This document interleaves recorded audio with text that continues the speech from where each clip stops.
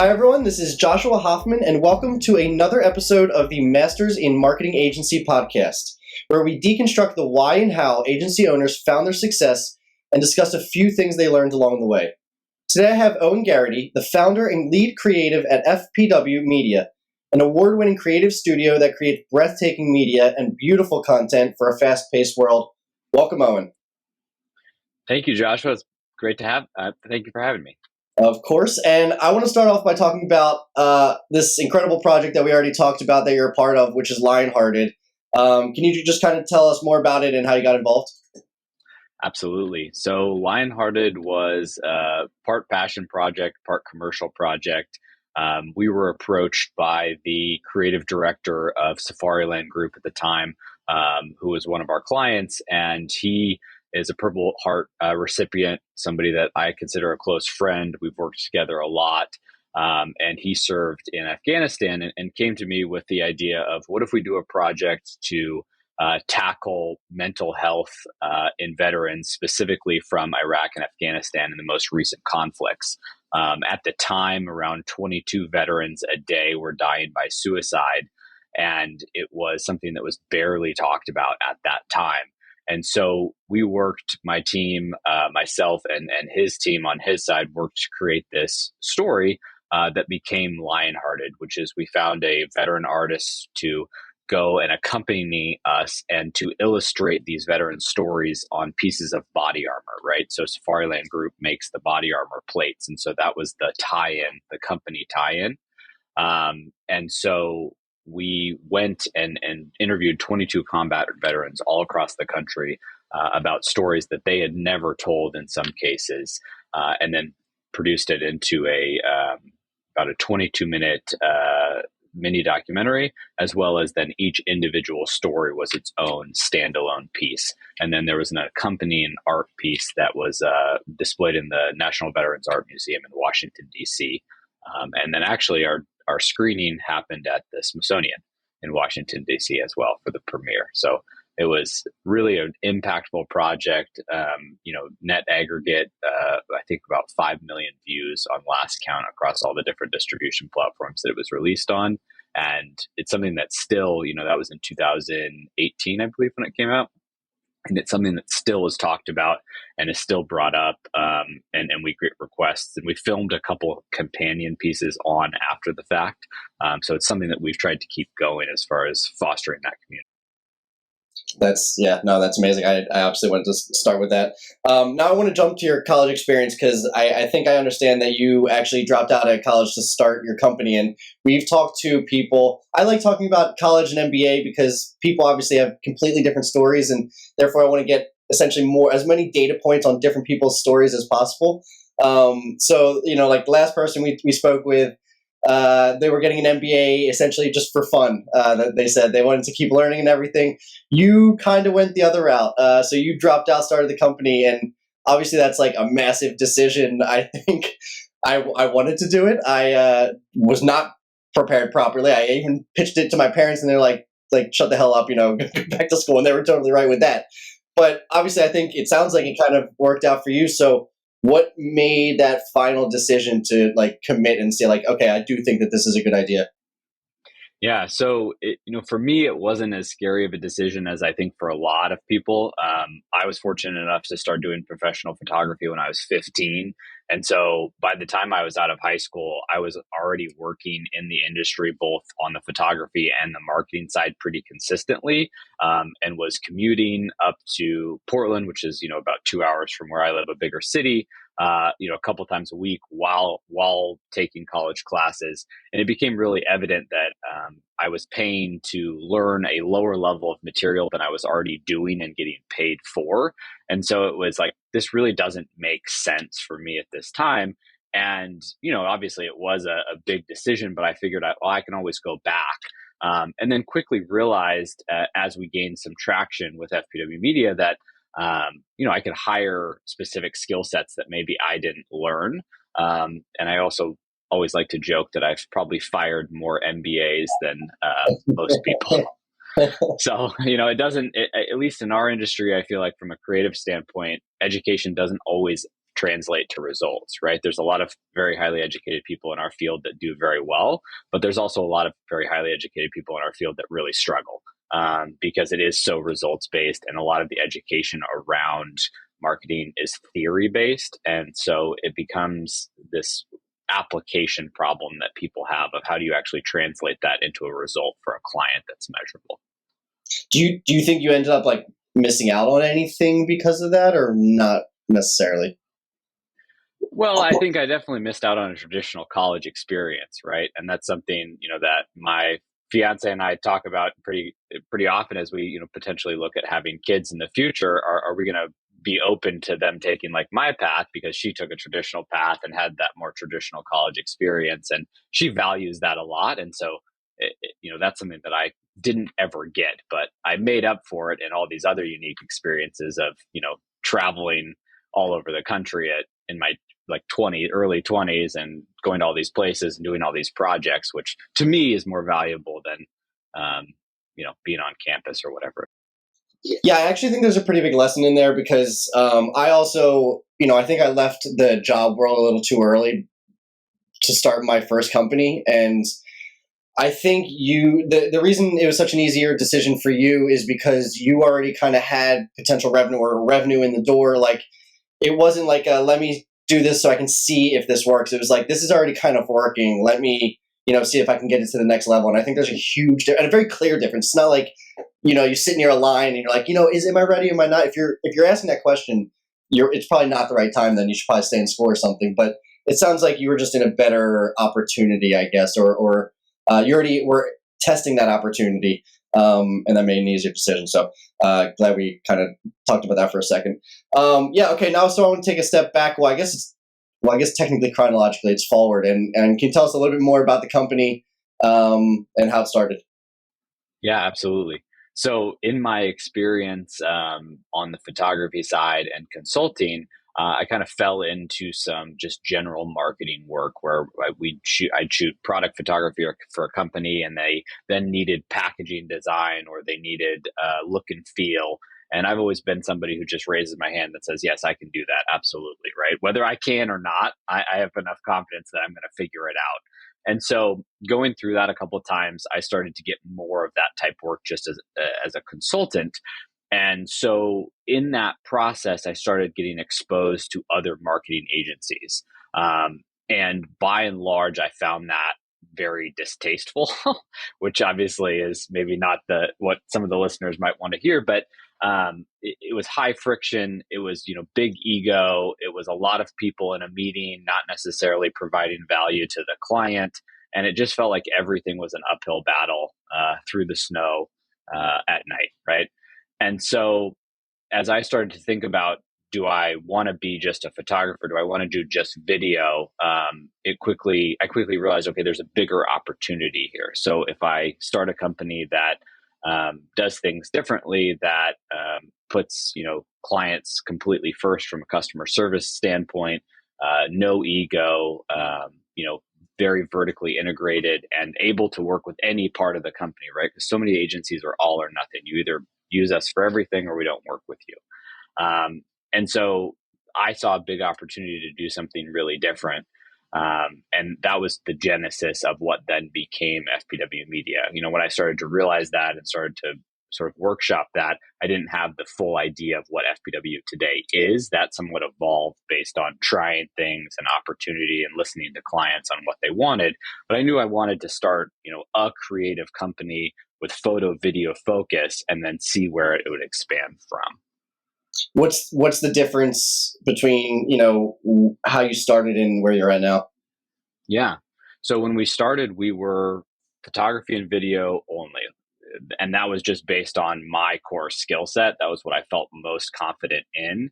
And then very quickly, like within maybe the first year, we started getting requests to do brand design, logo design, all that. And so we very quickly brought on contractors to help, supplement our internal skill. I had, a couple of people who were helping me, I think part-time / half volunteer in the beginning. One of them is still with me, and is one of our executive directors now. So I always tell him it worked out. That was a good investment on his end. But we had a lot of help in the beginning, right? Because it was just figure it out and go from there. But it obviously worked out. When did you figure that you needed to kind of like start expanding your team outside of yourself, whether it's a contractor, full-time employee? Like, what was either the moment or the project like that you thought, okay, maybe it got too big, I kind of need some help? Yeah. So we first, for a while, it was just out of my house, right? There was a lot of I'll meet you at your office, trying to make sure that clients didn't know that we didn't have an office. Yeah. We Well, had a it's okay. PO Now you box. say we're remote, right? That's Exactly. Yeah. This was way before the Zoom meeting was even a thing, right? Um, and so we got to a point where we had enough traction that I had 6 months of rent. And so I signed a 12-month lease. And I was like, okay, I've got 6 months on this studio space, and we'll figure out the other 6 months when we get there, right? Which was terrifying, but I, believed that we could do it. And so when we first moved in, we had like 2 desks in this huge warehouse, and we painted a wall black, and that was it. And it was pretty bare bones. And then there was no really one moment. It's just more desks started to appear as time went on, right? And it was a lot of hard work to get it there, but it wasn't like there was one tip over moment. It was just slowly every day taking another step. And obviously we got very lucky, but it was just perseverance of following up, and pursuing any opportunity that came our way. so. How did you guys or you get your first customer? So this is an embarrassing fact. I can't tell you exactly what our first customer was. And the reason for that is because of how we started, right? I brought some of my consulting clients in and all of that. But I have a story that I tell about one of our very first large customers. And I tell it to my team often for a very specific lesson, which is, pursue opportunity. So I got wind that a potential client in our area might be interested in switching some of their photo video work to somebody else, that they were dissatisfied with who they were using. And so I found out that their director of marketing at the time was really into cigars. And so I would show up to his office unannounced, whether he would see me or not, or I'd leave it with the receptionist with a nice cigar every single month. And I did that for 13 months before I got any traction. And it sounds like stalkerish almost, right? But it worked out. So one day it was a Friday at 6 p.m. He calls me and he says, okay, Owen, I need you at my house tomorrow, 6 a.m. We have a shoot all day Saturday. Be here at this time and we'll go. And this was like less than 12 hours notice. I was there, did the shoot. It went really well. And we've worked with that client ever since. That's incredible. Do you have any other? Did you do anything anywhere close to that with other customers, or Yeah, I mean, even potential customers that you were just going for and didn't end up getting? yeah. So I would say that a lot of our really large, partner accounts we have pursued for a long period of time, right? I think that rightfully so, the CMOs, the director of marketing, they want to know somebody really wants to work with them. They have so much choice. And this is something that I tell my staff and tell anybody in our industry is you're replaceable at the really the drop of a dime. Because what we do is offered by so many different people. But it's, can you offer a full package? Can you provide above and beyond customer service? Can you provide some differentiator that is worthwhile to that person and makes their job easier? And so I think it's natural for them to want people who really want to pursue them. Have I sent cigars to anybody else? No. Have I Have you sent followed up? anything? Have you sent Oh anything yeah, to like what? What else? absolutely. Oh, gift baskets, wine, clothing, anything that I find out that somebody likes, right? I'll send it to them as a touch point. I like I Super think Bowl that tickets, by the way. yes, good to know. I think as do most, right? Exactly. So it's just a lost. I find that type of business relationship making as kind of a lost art, right? People used to do that a lot, right? When things were at a slower pace, it was more important to build those type of relationships. And I think there's a huge opportunity, especially now with how everything is Zoom based. We still fly and go visit our key clients, even though we don't need to, right? And we do that oftentimes on our dime, because it's so important to build that relationship, that in-person relationship, take them out to lunch, take them out to drinks, and really understand what their wants and needs are at a deeper level, so that we can make sure that we are partnering with them, right? Our average client engagement is well over 4 years, and we like it that way. We love project work too, but our whole ethos is how can we partner and really understand and be an extension of the client's own team. And maybe I don't know if that's how you get most of your customers, but my next question is going to be, how do you guys get new customers? Because I forget where in my notes, but like you guys have hundreds of customers, I think. So how do you guys get new customers now? Like, what's the most common tactic that you use? Yeah. So we serve anywhere from like 50 to 100 active clients at any given time. That's kind of our current you know size that we can handle, and we try to constrain that where we need to, so that we're always offering a certain level of service. But we've been fortunate enough that we've grown through referrals. Like 95% of our net new business is referrals from existing clients, which is incredible. I think that is best case scenario, right? It's not always possible depending on what market you're in, or whatever it may be. But I always think that the best marketing that we can do for ourselves is to do a really good job for our clients, because then when they're speaking to their peers, they'll mention us, and that's been something that's been huge for our growth. That's interesting because it's a pretty, I guess you could call it, wide range of clients, and obviously it's not as easy to, let's say, like hire and fire employees as it is not to get customers, but like that number will fluctuate, and it's just not as easy to match the employee level with the number of customers. So the question there is, like, what is your thought on contractors? Like, what is your full-time contractor split? Can you just kind of talk in any direction that you want to go on that one? Yeah. So we are, I think, a little bit unique in that we try to in-house almost everything that we do. Our whole value proposition is that we're vertically integrated. So even down to having our own embroidery machines to do logoed merchandise, like, you're wearing a screen printed shirt. I have the screen print equipment in my facility to do that. That's something that we use to contract out. So our whole philosophy is, to learn. If it's a new service offering, we find a good partner. We learn how to do it from them, and then we either look to acquire what they're doing, acquire their business, or bring all of those services into our facility and our employees. So at any given time, we're about 90% our team, 10% contractors. And that 10% is either to supplement a skill set, a specialty skill set that just doesn't make sense for us to bring on full time, or to supplement so that we can manage those peaks and valleys.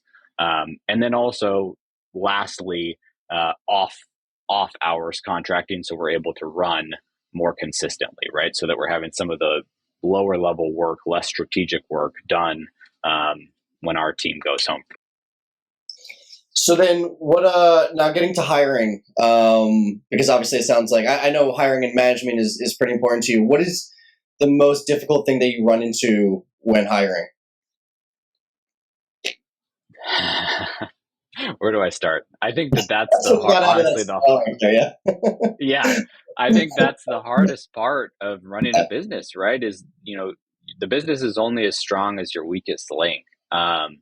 And for us, we want to be so radically different than other agencies, and our peers, because we believe that that's what our clients come to us for, is that we are different, that we're going to do things differently. And the very first point of that difference is our level of customer service, that we are a yes company, that, one of our slogans is we make the impossible possible on a daily basis for our incredible clients, right? It's a really powerful statement, but you have to have people who believe that and who are willing to execute that on a daily basis under a lot of stress, and be fed by that work, right? And be excited by taking something and pulling a rabbit out of the hat on a regular basis, which is not easy.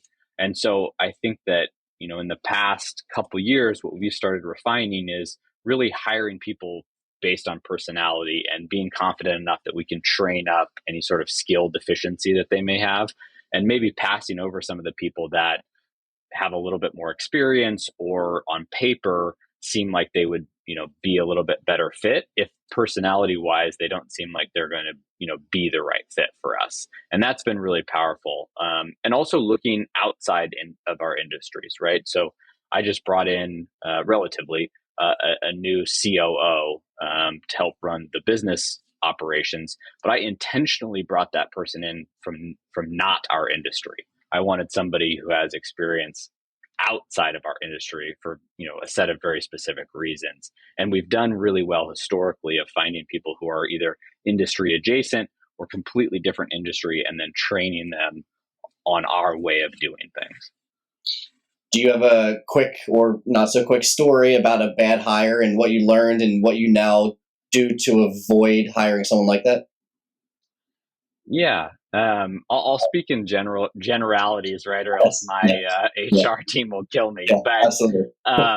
some of the lessons that I've learned, I think the hard way, is to really be careful when you see people start making it personal, right? I think that almost every time when we've had a employee situation not work out, is that there's just been this mismatch of understanding expectations, lack of clarity. And so in navigating that, where I think that we as a younger company have gone wrong is it starts to feel personal on both sides. And it's not, right? At the end of the day, it shouldn't be anyway. But when you're a small company, you don't have an HR department, you don't have some of these checks and balances. I think it's easy to, run it like a family. And at the end of the day, we talk about family. That's important, but it's a business first, and there needs to be these set of guidelines and expectations and a flow to what we do. That I think when you're a 15-person company is really hard to do.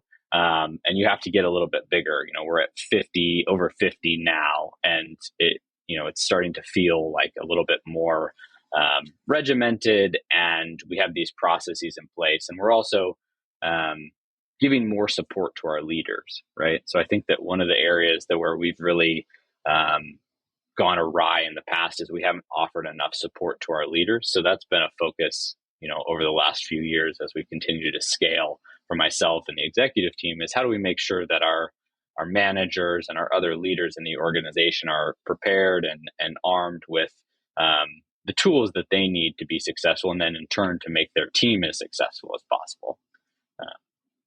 Yeah, no, that's great. So a few questions that I tend to ask at the end. If you had to teach something to other marketers, what would it be? Customer service.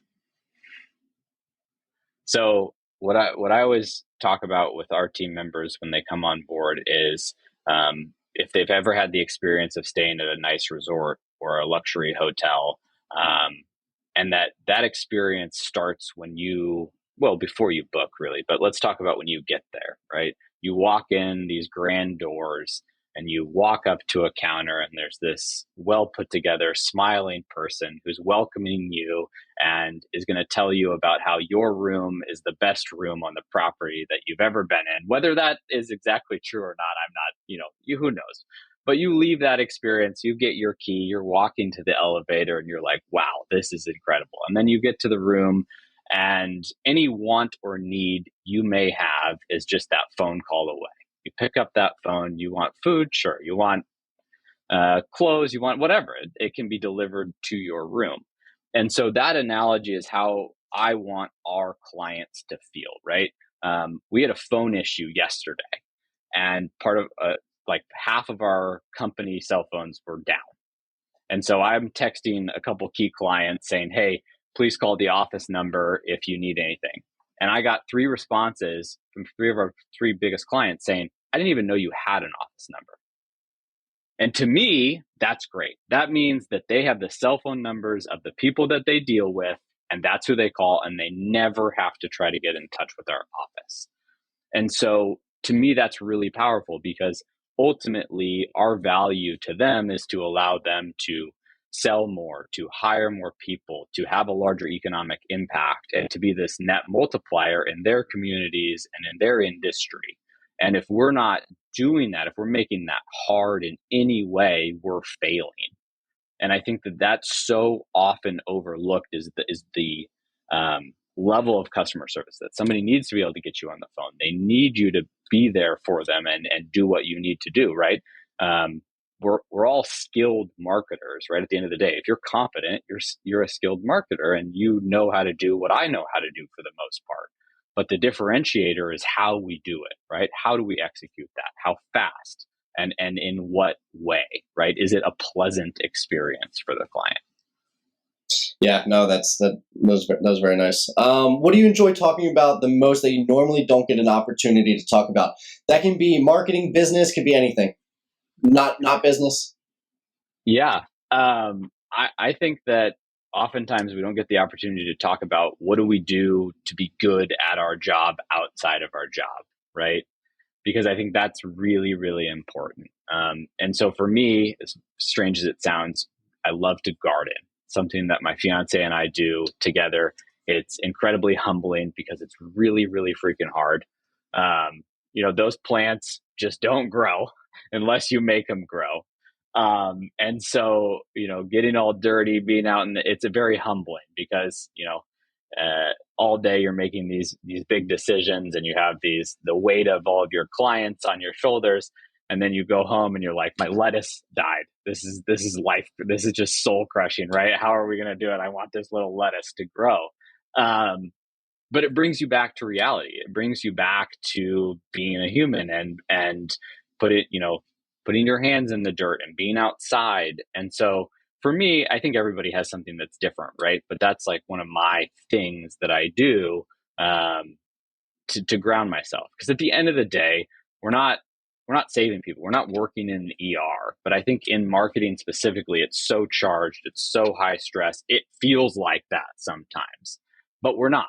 And so we need to do things outside of the office that bring us back to that reality, so that when we come to work the next day, we're smiling, we're ready for the challenge, and we're excited by the challenge, not just like, oh man, I got to do this again. I also love gardening, and I had that as a note, and I had no idea how I was going to be able to get gardening into this episode.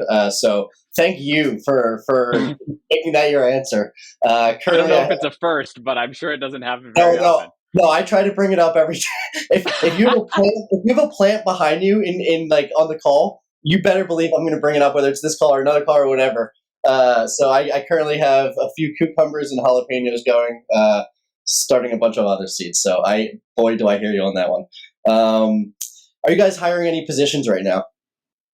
We're always hiring. That's my response. I think that regardless of whether we have a posted position or not, I am always looking for somebody with the right skill set. Yeah, no, I think that I kind of usually say that about developers. Any company that has any sort of budget to hire should always be, put developers on their website, because they're few and far between, the good ones. And if you can get one, just keep them and try to keep them as long as possible. So I think you're saying that not just developers, but really anyone, especially marketers. Last question. I know you like to read a new book each week, I believe you mentioned. Any book or podcast recommendations? That can be, again, marketing, business, fiction, anything you want. Absolutely. So I'm finishing reading The Bonfire of the Vanities right now by Tom Wolfe, which is a fiction book. And what I really love about it is the vocabulary that they use, right? This is a book that was written a while ago. It covers some really interesting parallels to some things that have happened in our society recently, but through a lens of the past. So it's a little dated.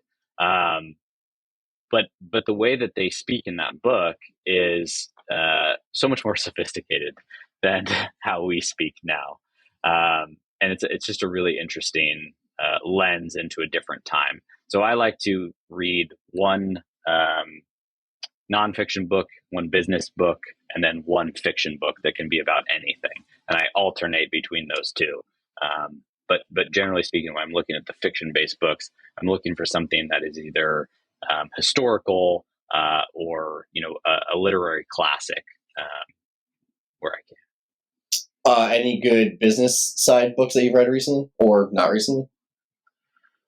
One of my favorites, I'm not thinking of one that I've read recently, which that's, not the best, but one of my absolute favorites is The Big Short.